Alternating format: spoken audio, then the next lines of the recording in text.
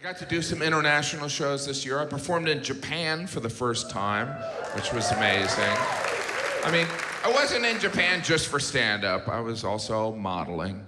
I wish that wasn't that funny. But Japan, the Japanese are just, they're better at being human. Can we admit that? They're more polite, they're better at design. The Japanese toilet, are you familiar with the Japanese toilet? The Japanese took the most disgusting experience of human existence and fixed it. The Japanese toilet washes you, dries you, does your taxes. And that is in a Tokyo airport bathroom. You leave a Japanese public restroom cleaner than when you walked in. You leave an American public restroom with PTSD. Your only thought is, how can I forget that experience? Is there alcohol nearby? The entire time I was in Japan, I felt overweight, probably because I am overweight. But generally, the Japanese are thin. I mean, there are people that are overweight in Japan, but not like in America. We're better at not being thin. Because if you get really fat in Japan, they make you sumo wrestle. They make their fat people fight each other to entertain the thin people. And the fat people in Japan go along with it. Well, why am I doing this? It's prestigious. Now you try and push that other fat ass out of the circle. Oh, we try not to giggle. But first, throw in this giant diaper and put your hair in a bun. It's very dignified. The Japanese are quiet and polite. They're like the opposite of my children. I had my kids with me, and they were always making loud noises. Occasionally, I would catch a Japanese person looking at my poorly behaved kids, and then they would look at me, and I'd always say the same thing. We're Canadian. Of course, we're not Canadian, but that is what some Americans do when they travel internationally. They tell people they're Canadian, which I think is cowardly. That's why I always tell people I'm North Korean. Then I get the respect I deserve. How much attention does the country of North Korea need at this point? Every 2 days, North Korea's like, we're gonna blow up the world! Isn't there a party that's like, then just do it? Get it over with, you spaz. Jim, don't even joke around about that. What if someone from North Korea was in the audience? They have a missile program. It's kind of fun tracking the North Korean missile program, right? They're like, North Korea has missiles that can reach Alaska. Oh my gosh, Alaska? Well, I don't know anyone that lives in Alaska. North Korea has missiles that can reach the West Coast. Oh my gosh, the West Coast? Well, I don't go there that often. North Korea has missiles that can reach the East Coast. Well, we gotta do something about this.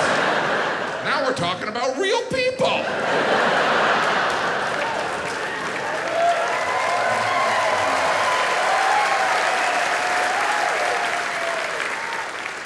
Did some shows in China, all in Chinese, picked it up at the Y. It's not that hard. It wasn't that complicated. You visit some places and you think, all right, there's a language barrier, but I could get by. In China, I was like, oh, if I got lost, I would die here. I wouldn't last a half a day. Everyone's looking at me like I'm a ghost anyway. The Chinese were very nice. They were fascinated with my pale blonde children. Many of them wanted pictures with my kids. They didn't really ask, they just grabbed a kid. Can I have a picture with this one? I guess you're gonna. And when they were done with the picture, they would rub my blonde kid's head, because, you know, they're my kids, but they're also lucky objects. And after this happened a couple times, I was like, hey, we should charge, right? China was fascinating and exhausting. I brought my kids to the Great Wall. We saw the terracotta warriors. We walked through the Forbidden City. We rode in a rickshaw. And when we were leaving, I asked my 5-year-old, I said, what was your favorite part of China? And he said, I like that time we saw the truck with the pigs on it. Because at one point, we were stuck in traffic and this truck pulled up and it had pigs in cages. And that was his favorite part. after the 15-hour flight. And I remember when that truck pulled up, because I remember looking at those pigs and feeling sorry for them, but those pigs looked happy. It was almost like the pigs were looking at me and my 5 screaming kids going, well, at least we're not that slob. I do enjoy traveling to other countries, seeing how different, but essentially similar we all are. Like the UK is not that different from the US. You know, if anything, you go over there and it seems like British people are trying to be different from Americans. They're like, oh, you drive on the right side of the road, then we're gonna drive on the left side of the road. Oh, you call your mother Mom, then we're gonna call ours Mum. Oh, you call that a cookie, then we're not going to the dentist. I know that's cheap.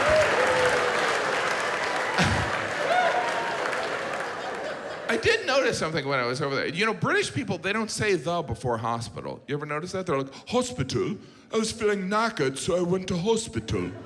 Whenever they would do that, I'd say, stop that, that's wrong and weird. Are you trying to sound like a polite caveman? And I had a friend from London, he was like, what makes you think you're doing it properly? And I go, because I'm American and we invented the English language.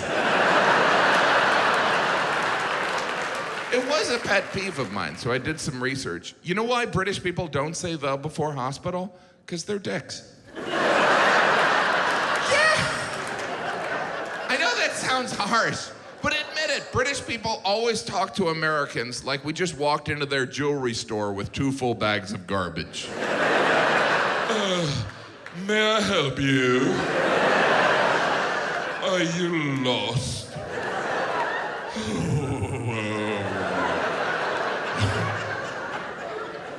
Obviously, I love the Brits, and I would never do those jokes there.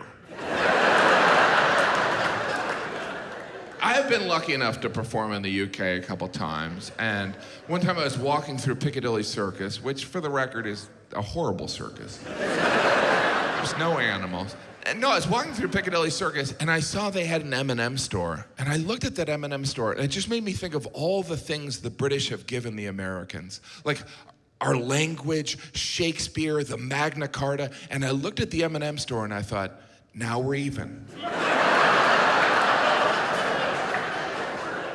When I looked at the M&M store, I wasn't even embarrassed to be American. I was ashamed to be human. Because has anyone at any point in their life thought, when are they gonna open an M&M store? Sure, I can buy M&Ms absolutely anywhere, but I like to buy in bulk, in a pro-M&M environment. Obviously, we don't need an M&M store. We don't even need different colored M&Ms. They all taste the same. They're just bits of chocolate shaped like Advil. With an M on it. They're not even M&Ms, they're M's. Hi. Yeah, I'm gonna tell him my name. Yeah, I'm gonna tell him, I'm not gonna tell him to subscribe. Because you know what? That's not what it's about. Oh, there's no more time?